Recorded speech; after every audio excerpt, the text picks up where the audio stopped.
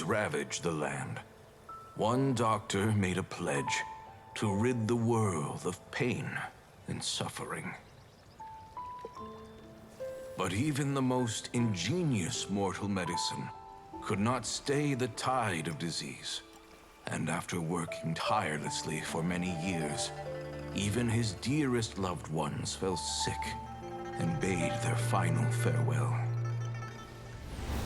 Legends told of an herb lord in Chenyu Vale who could cure any illness known to mankind. The doctor sought the herb lord, but found only a white snake, its breathing weak and its power all but spent. Sign this contract and let our lives be joined. Then I will impart to you the secret art of healing. But be warned, this art will harm your own health. With means beyond human ken, the doctor could now reverse the process of death. And yet, the time still came to say goodbye. Only now, the one departing was the doctor, his life force spent. His final act in life was to pass on the contract to his final patient, his favorite disciple. The disciple chose to dedicate their life to saving the lives of others. And generation upon generation followed in these footsteps.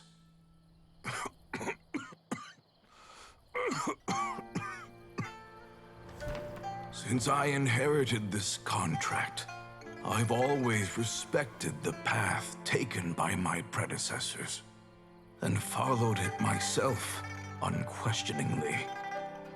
That is until I tried to use the art to save my own disciple's beloved. She begged me not to use up my own life force. She said that this art is a poisoned chalice, an evil and unnatural practice. She did not wish to sacrifice one life for the sake of another, when both were lives she treasured. Only then did it occur to me. Did I not suffer when my master passed away, just as patients' families do at their loved one's deathbed? Are not the lives cut short by this contract just as worthy of saving as any patient's? What is this contract to us? Medicine or poison? Alas, I no longer have enough time left to find the answer. I entrust to your care both Changsheng and this final question. May you find a remedy for this conundrum, which has ailed us so. Time and again, no matter how much I try to warn them or balance their chi, I can never save them. And you? What's your answer? If I abandoned the contract and left you without a host, what would happen? I suppose I'd spend my final moments taking a nice nap on Mount Yaojun. Then I'd be reunited with my old friends and your predecessors. Then it's decided.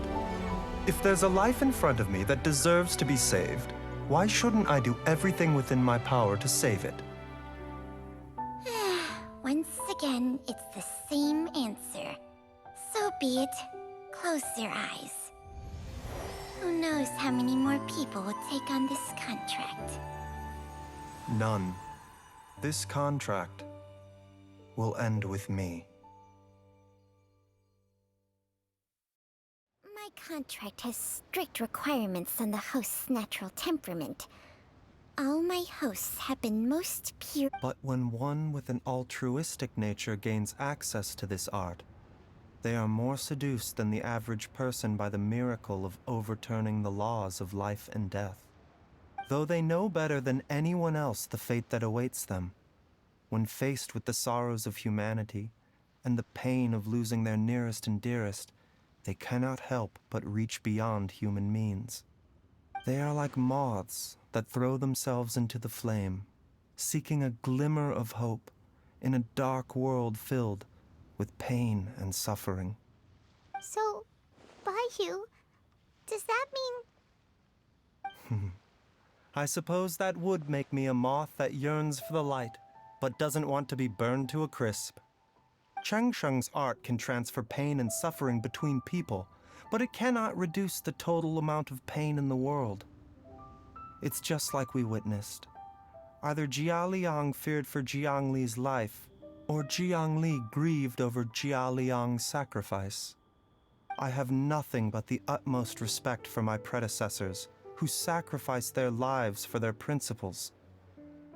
But I do not wish to join their ranks, nor do I wish to pass on this contract to anyone else in the future. Huh? But didn't you already transfer a ton of diseases onto yourself? What makes a poison, poison? And what makes a disease, a disease? When it comes down to it, are not both mechanisms that affect the operations of the human body? If disease is defined as deviation from normal functioning, then who knows? Perhaps the true elixir of immortality could in fact be a kind of poison. Many may view the notion of searching for immortality in poisons and illnesses as a flagrant violation of the natural order. But to me, it is no different from the way our ancestors tested the medicinal qualities of herbs by sampling each and every one. I don't want those who come after me to lose their lives to this contract. Nor do I wish for Cheng Sheng to perish from losing her host. This leaves only one solution, doesn't it? Precisely. I will be Cheng Sheng's final host, and the tradition of passing down the contract will end with me. Even the gods of old struggle to achieve true immortality. First you want to save others, then you want to save yourself. Now you even want to save me. You're getting greedy, Baizhu.